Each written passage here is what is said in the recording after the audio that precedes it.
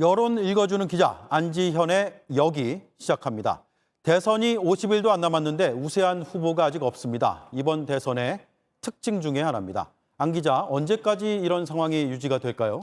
최근 국민의힘 윤석열 후보가 반등세로 돌아서면서 다시 박빙의 구도가 짜여진 건데요. 그래서 제가 주목한 지점은 여기입니다. 윤석열의 과거, 현재, 그리고 미래. 네, 윤석열 지지층의 표심을 알아봤다 이 얘기인가요? 맞습니다. JTBC 여론조사로 추이를 한번 분석해 보면요. 과거 윤석열 후보 지지율이 가장 높았던 때는 11월 초입니다. 국민의힘 경선 직후, 이 경선 승리 직후 컨벤션 효과까지 누리면서 윤석열 후보 당시 40% 가까운 지지율 기록했다가요. 국민의힘 내분 사태를 거쳐 이때 이달 초 25.1%까지 떨어졌다가 대선 50일 전인 어제 32.9%까지 회복한 겁니다. 그런데 과거 윤 후보가 지지율이 이렇게 높았던 이유 중에 하나가 정권 교체한다는 응답층의 전폭적인 지지를 받아서였는데요. 그때 추이를 한번 살펴보면요.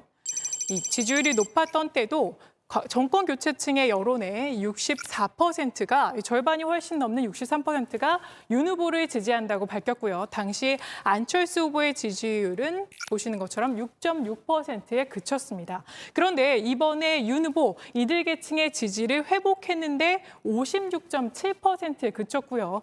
20.3%는 안철수 후보를 지지한다 이렇게 밝혔습니다. 그러니까 윤 후보 과거 동무되었던 정권 교체층의 표심을 지금은 안 후보와 일부 나눠가지고 있는 겁니다. 네, 그렇다면 윤석열 후보는 어디서 지지를 받아서 지지율이 반등을 한 건가요?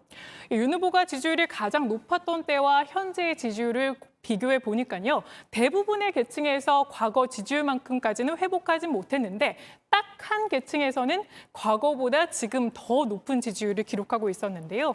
바로 20대 남성이었습니다. 그렇군요. 이들 지지율 추이를 한번 살펴보면요. 지지율이 가장 높았던 때도 보시는 것처럼 윤 후보 지지율 25%였는데요. 어제 조사에서 47.8%, 그러니까 이대남에서 2배 가까운 지지율을 기록한 겁니다. 물론 20대 남성으로만 한정 조사하면 이 표본도 작아지기 때문에 오차 범위도 그만큼 커지는데요. 이 경우 최대 플러스 마이너스 10.3%인 가량인데 이걸 감안하더라도 이대남에서 20대 남성에서 오차 범위 밖에서 의미 있는 상승세를 보였다. 이런 분석이 가능한 상황입니다. 여가부 폐지 공약과 또 20대 남성 중심의 지지를 받고 있는 이준석 대표와의 갈등이 봉합되면서 이들의 표심이 윤 후보를 향한 걸로 보입니다. 네, 전략이 어느 정도 먹혔다 이렇게 볼 수도 있겠네요.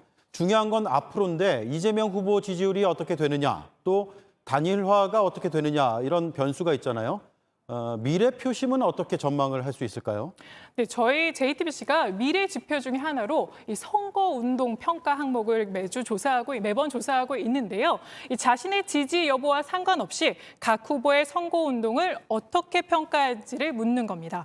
특히 중도층이 각 후보를 어떻게 평가하는지를 보면 앞으로의 표심 향배를 분석할 수도 있습니다.